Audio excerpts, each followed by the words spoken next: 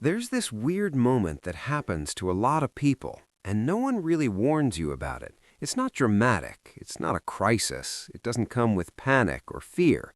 It's just confusing. You're doing fine, actually more than fine. You worked hard, you climbed the ladder, your income grew, and now you're earning what younger you would have called rich. And yet, here you are, scrolling through your bank app late at night. Not because something's wrong, just checking. Just curious. And you notice that your balance doesn't feel impressive anymore. Bills are paid, life is comfortable, but somehow freedom still feels far away. And real quick, if any of this already feels a little too real, hit like. It helps this video reach people who are probably feeling the exact same thing. You're still thinking twice before big purchases, still feeling that tightness in your chest when an unexpected expense pops up, still telling yourself, once I make a little more, things will finally relax. And that's the strange part, because you did make more, a lot more. So where did it go? Because it's not like you went crazy. You didn't suddenly become irresponsible. You just upgraded, slowly, logically, like everyone else around you. A better apartment because it made sense. A nicer car because, honestly, you earned it. More convenience because your time matters now. Better food, better clothes, better everything. And at some point, without a big mistake, without one bad decision, you realize something uncomfortable. Your lifestyle grew faster than your freedom. Honestly, I think about this stuff way too much. My name is Pro, and I spend an unreasonable amount of time thinking about money, human behavior, and why people who do everything right still end up feeling financially stuck. Not broke, not struggling, just trapped inside a really nice-looking life that somehow eats every dollar they earn. And if you like content that breaks down money, psychology, and these invisible traps, consider subscribing. That's basically what we do here. And what you're experiencing right now, it's not overspending, it's not poor discipline, it's not a budgeting issue. It's a hidden tax. A tax that doesn't show up on your paycheck. A tax no government collects. A tax that quietly appears once your income crosses a certain level. And if you don't notice it early, it follows you all the way to $250,000 a year and keeps going. 1. What lifestyle inflation really is. Lifestyle inflation sounds harmless. Actually, it sounds positive. Make more money, live better. That's the deal, right? And honestly, that's not wrong. You should enjoy your money. Comfort matters. Quality of life matters. The problem is that lifestyle inflation doesn't arrive as one big decision. It sneaks in, quietly, disguised as logic. You move closer to work because your time is valuable now. You pay for convenience because you're busy. You upgrade because the cheaper option feels annoying. You choose comfort because stress is expensive. Each decision makes sense on its own, but together, they build a life that requires a high income just to survive. And once that happens, your salary stops being a tool. It becomes a dependency. That's the hidden tax. Not money being taken from you, but money being pre-claimed by your lifestyle before you even touch it. 2. The 250K trap. There's a lie we all grow up believing.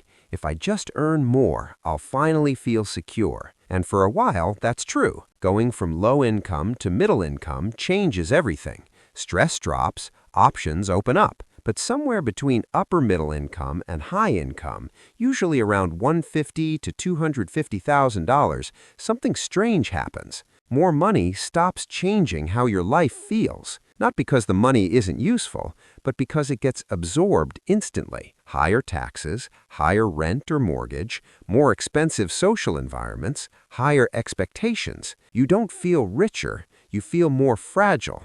Because now your lifestyle isn't flexible, it's optimized. And optimized systems hate disruption. A job loss isn't just income loss anymore. It's identity loss, comfort loss, status loss. So you cling tighter. 3. Why this happens. Lifestyle inflation isn't driven by greed. It's driven by adaptation. Humans are incredibly good at normalizing upgrades. That thing you dreamed about becomes normal. The thing that once felt luxurious becomes expected. And once something becomes normal, losing it feels painful. Psychologists call this loss aversion. We fear losing comfort more than we value gaining freedom, so we protect the lifestyle, even when it quietly steals our future options. 4. The real cost of the hidden tax. The hidden tax doesn't show up as a number, it shows up as behavior. Staying in jobs you hate, avoiding career risks, delaying retirement, feeling anxious despite high income, needing your next paycheck more than you'd like. You're not broke, you're rocked in. And from the outside, you look successful, which makes it even harder to admit something feels wrong. 5. How people accidentally build golden cages. This is how it usually happens. First, upgrades feel empowering, then they feel normal. Then they feel necessary. Your expenses harden. They stop being choices and start being obligations. And once obligations dominate your income, freedom disappears.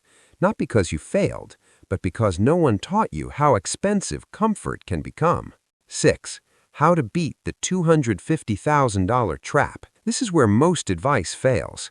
People say, just don't inflate your lifestyle. That's unrealistic. The real goal is controlled inflation. Here's how people who escape the trap think differently. 1. They protect fixed costs. Housing and transportation are the danger zones. Once these grow too large, flexibility dies. 2. They upgrade experiences, not identity. Trips fade, homes trap. 3. They pay future freedom first. Investing happens before lifestyle rewards, not after. 4. They know their walkaway number, the income they need to survive. That number is power. 5. They regularly ask one question.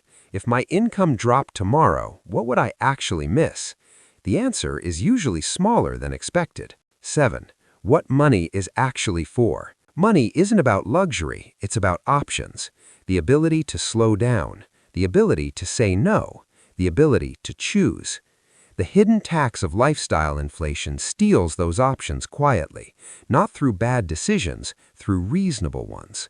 If you're earning well but still feel stuck, you're not broken, you're not bad with money, you're just paying a tax no one warned you about. And once you see it, really see it, you can start using money intentionally instead of reactively. And that's the moment people stop chasing income and start building freedom.